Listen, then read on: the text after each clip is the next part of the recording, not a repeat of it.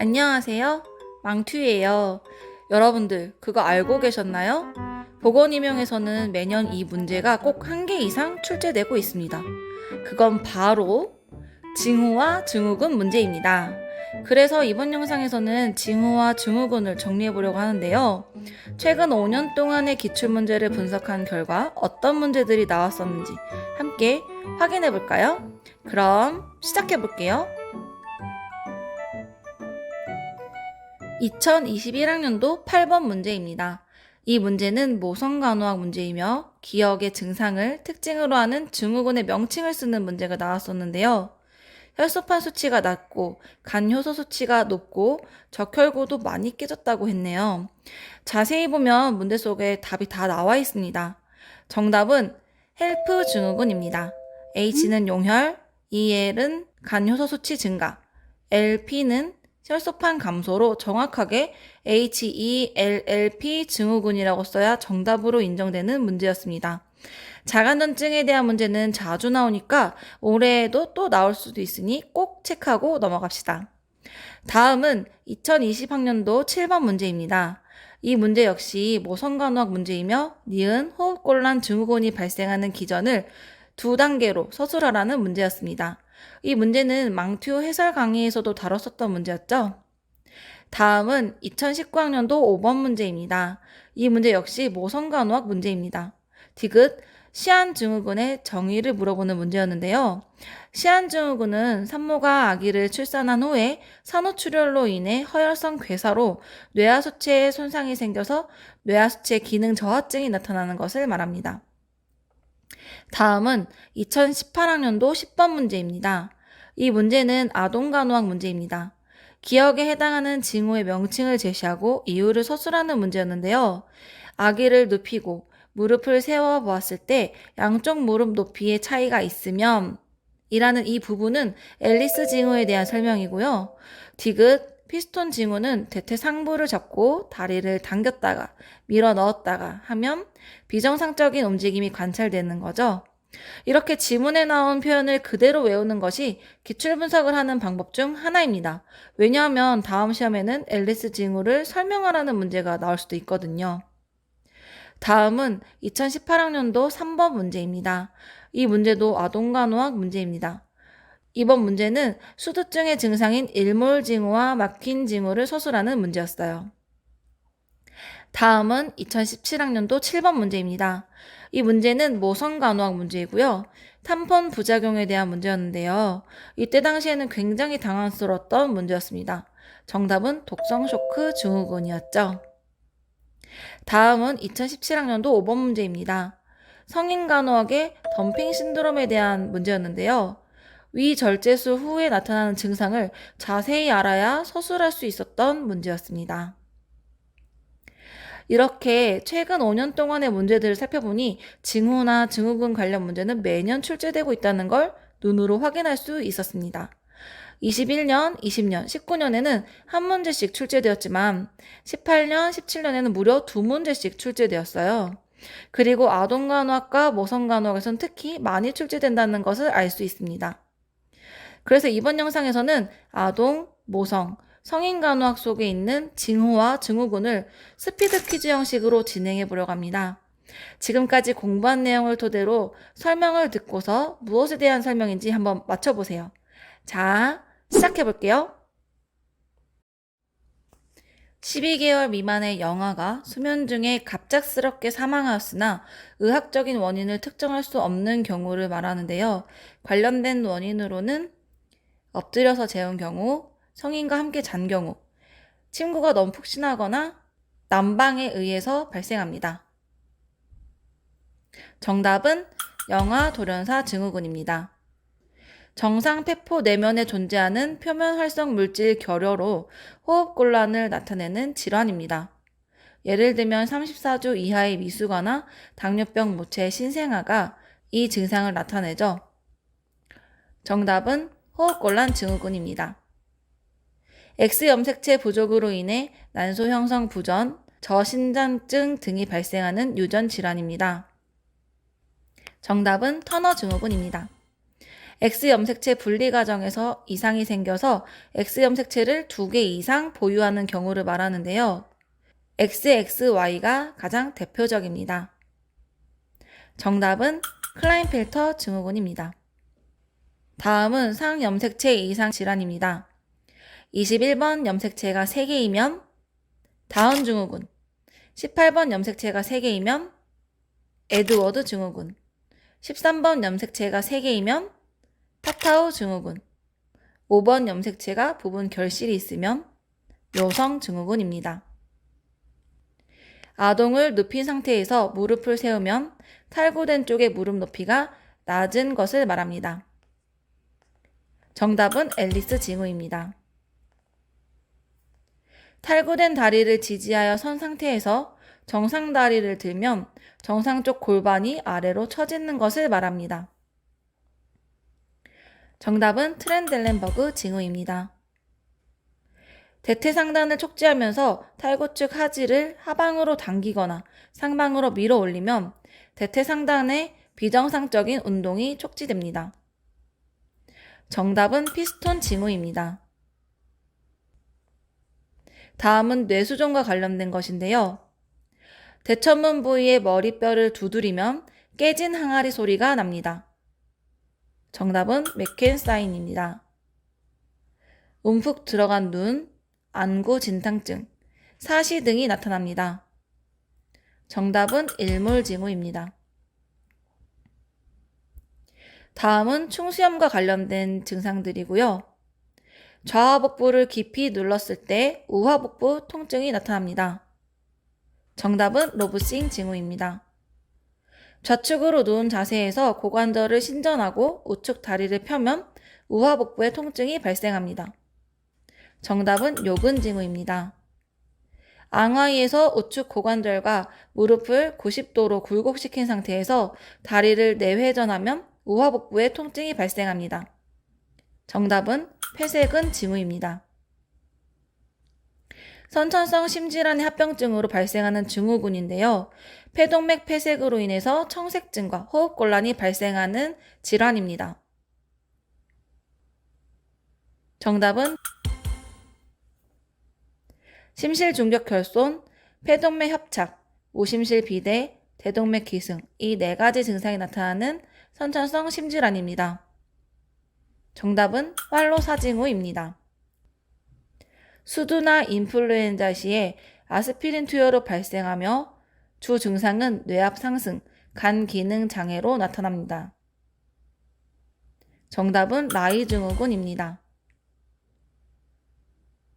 듀시엔느형 근위형 양증에서 근 위축으로 인해 앙하이에서 일어나려면 바로 일어서지 못하고 손을 바닥에 짚고 다시 다리를 짚으며 천천히 일어나는 모습을 보이는데요. 정답은 가우어스 징후입니다. 아동학대가 의심되는 증상 중에서 아기를 난폭하게 흔들어서 발생하는 두개의 출혈 등을 말합니다. 정답은 흔들린 아기 증후군입니다. 정신간호학에서 허위성 장애에서도 나오는 질병인데요. 다른 사람의 지시에 의해서 조작된 가짜 질병을 말하며 이것은 타인의 관심을 얻기 위해 증상을 조작하는 것입니다. 정답은 민하우젠 증후군입니다. 월경 전 불쾌장애와 관련이 있고 배란 후 황책이 나타났다가 월경 시작 직전이나 월경 직후에 소실되며 월경과 관련된 정서장애입니다. 정답은 월경 전 증후군입니다. 장시간 탐폰 사용으로 인해 인체 내 포도상구균에 의해서 발생하는 급성 질환입니다. 정답은 독성 쇼크 증후군입니다. 급성 골반 염증성 질환 시 자궁경부 움직임의 심한 양측성 자궁 부속기 압통을 말합니다. 정답은 샹들리에 사인입니다. HIV 감염으로 인해 나타나는 것이며 거의 무증상이지만 쇠약감, 건퇴, 설사, 식욕부진, 인후통 등의 증상이 나타나는 질환을 말합니다. 정답은 에이즈입니다. 성폭력을 당한 후에 급성 혼란기, 외부 적응기, 제조짓기, 통합과 회복기, 침묵 반응으로 이어지는 이 증상을 말합니다. 정답은 강강상해 증후군입니다. 임신 징후와 관련된 단어들입니다. 자궁체부가 경부 반대쪽으로 조금 기울어진 것은 맥도날드 징후입니다. 임신 6주에 자궁경부가 부드러워지는 것은 구델 징후입니다. 임신 6주경에 자궁협부가 부드러워지는 것은 해갈 징후입니다. 임신 6주경에 질 점막과 경부가 혈관이 많아져서 보랏빛으로 보이는 것은 체드윅 징후입니다. 자궁체부와 경부의 접합부 근처에 중앙부 앞면에 부드러운 반점이 나타나는 것은 라딘 징후입니다. 임신 15주경 착상부의 불규칙한 부드러움과 크기가 증가하는 것은 브라운-본펄왈드 징후입니다. 종양처럼 보이는 비대칭성 증대는 피스카색 징후입니다. 다태 임신 시에 육모막이 하나인 태반의 동맥과 동맥 간의 문합으로 쌍태아 중 한 명은 크고 과다혈증이고 다른 한 명은 혈액량 감소증, 작고 창백하며 자궁 내 성장 지연이 나타나는 것입니다. 정답은 쌍둥이간 수혈 증후군입니다.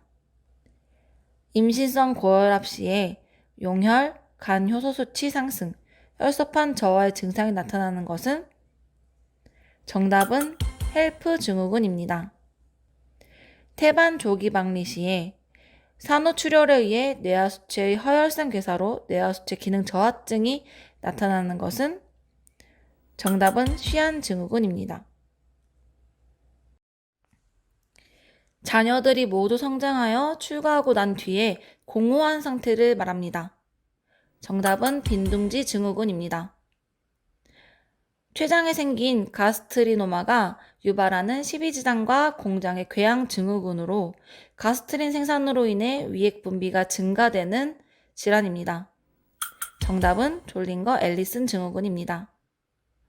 위절제술로 인해 발생하는 합병증으로 음식물이 정상적인 소화 과정을 거치지 않고 너무 빨리 공장으로 유입되어 저혈압, 저혈당 등이 발생하는 질환을 말합니다. 정답은 덤핑 신드롬입니다.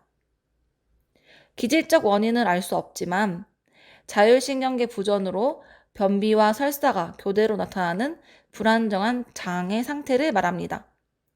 정답은 자극성 장증후군입니다. 간경변증 시에 간부전으로 인한 신부전이 발생하는 것을 말합니다. 정답은 간신증후군입니다. 급성 당낭염 시에 오른쪽 늑연골 아래를 압박할 때 흡기 시 통증이 발생하는 것을 말합니다. 정답은 머피 징후입니다. 급성 췌장염과 관련된 것인데요. 제대 주위에 푸른색으로 착색되는 것을 폴렌 징후라고 하고 옆구리에 푸른색으로 착색되는 것을 터너 징후라고 합니다. 비시민성, 양측성, 폐부종이 유발되는 급성 진행성 폐질환으로 폐포의 모세혈관 투과도가 증가되는 것을 말하는데요. 정답은 ARDS입니다. 부정맥과 관련된 명칭 중에서 3도 방실 블럭 시에 심방에서 심실로의 전도가 완전히 차단되어서 나타나는 것으로 아담스톡 증후군이 있죠.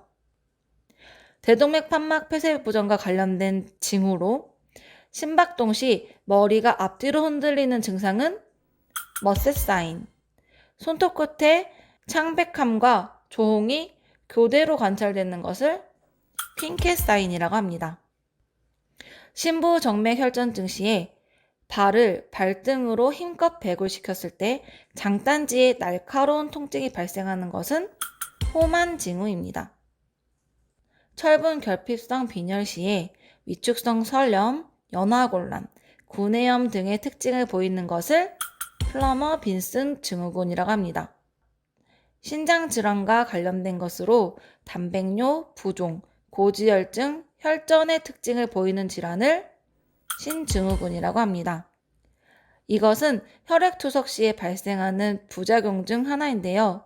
혈액투석을 처음 시작할 때 장시간 과도하게 시행하는 경우에 뇌세포 내 삼투압이 혈액 성분보다 높아져서 수분이 뇌세포로 이동하여 뇌부종이 발생하는 합병증입니다. 정답은 투석 불균형 증후군입니다. 류마티스 관절염과 관련된 증상입니다. 입이 마르고 눈이 건조한 증상이 발생하는 자가 면역 질환은 정답은 쇼그렌 증후군입니다. 비장종대, 호중구 감소 등의 혈액 이상을 보이는 것은 정답은 펠티 증후군입니다. 수근관 증후군과 관련된 징후입니다. 수근관 증후군이란 혈액막이 붓거나 두꺼워져서 정중신경을 압박하여 발생하는데요. 손가락으로 팔목의 정중신경 부위를 가볍게 타진하면 손과 손가락에 저린 느낌이 나는 것은 티넬 징후. 손목을 90도 각도로 구부린 상태에서 양 손등을 마주한 채로 30초간 힘있게 굴곡시키면 손과 손가락에 저린 느낌이 나는 것은 팔렌 징후입니다. 석고붕대를 하고 있을 때 생길 수 있는 합병증입니다. 구획 내부 출혈이나 부종으로 인한 종창 시에 석고붕대로 인해서 신경 및 혈관 압박으로 인해 국소 빈혈이 발생하는 것은 정답은 구획 증후군입니다. 운동장애와 관련된 단어인데요. 눈을 감고 손바닥이 위로 향하게 팔을 앞으로 내밀게 한 후에 30초 동안 서 있으면 근력이 약하여 손바닥이 아래를 향하면서 팔이 아래로 떨어지는 것을 발의 사인이라고 합니다. 뇌진탕 후 2주에서 2개월 동안 두통, 기면, 집중력 및 기억력 저하, 성격 및 행동 등의 변화를 보이는 것을 뇌진탕 후 증후군이라고 합니다. 두개골절 시 안구 주위에 나타나는 반상출혈은 라쿤 징후라고 하고요. 두개골절 시 유양돌기의 반상출혈은 배틀 징후라고 합니다. 이루나 비루 등 누출된 액체를 하얀 패드 위에 떨어뜨린 뒤 시간이 지나면 혈액이 중앙으로 뭉치고 투명한 액체가 감싸는 모양을 하는데 이를 통해서 뇌척수액 누출을 확인할 수 있습니다. 정답은 할로사인, 달무리 징후입니다. 앙하의 자세에서 대퇴부와 무릎을 90도로 구부렸다가 무릎을 폈을 때 대퇴 후면과 장단지의 통증 및 경련이 발생하는 것은 정답은 케르니그 징후입니다. 앙하의 자세에서 목을 가슴 쪽으로 굴곡시켰을 때 목의 통증과 함께 대퇴와 무릎, 발목이 굴곡되는 것은 정답은 브로진스키 징후입니다. 신경계 질환 중 급성 염증성 탈수초성 다발 신경병증으로 상기도 감염 이후에 아래에서 위로 마비가 나타나는 질환은 정답은 길랑바레 증후군입니다. 부갑상선 기능 저하증 중 안면신경의 과흥분 상태로 얼굴 한쪽을 가볍게 두드리면 강직성 경련이 발생하는 것은 쉬보스텍 징후이고요. 팔의 상부에 혈압기 커프를 감아서 수축기 혈압보다 20 높은 압력으로 수분간 유지하면 손과 손가락이 강직되고 굴곡되는 것은 트루소 징후입니다. 보신피질 기능 항진증과 관련된 단어로 보신피질 호르몬이 만성적으로 과도하게 분비돼서 발생하는 이 질환은 쿠싱 증후군입니다. 오늘 영상은 여기까지예요. 벌써 5월이 끝나가고 있는데요. 일교차가 심하니까 감기 조심하시고 일주일에 하루는 휴식을 취하면서 즐거운 마음으로 공부를 하시면 좋겠습니다. 영상을 오래 기다려주신 많은 분들 진심으로 감사드립니다. 다음 시간에는 이론을 적용해서 문제를 풀어보도록 할게요. 다음 영상에서 만나요. 그럼 안녕!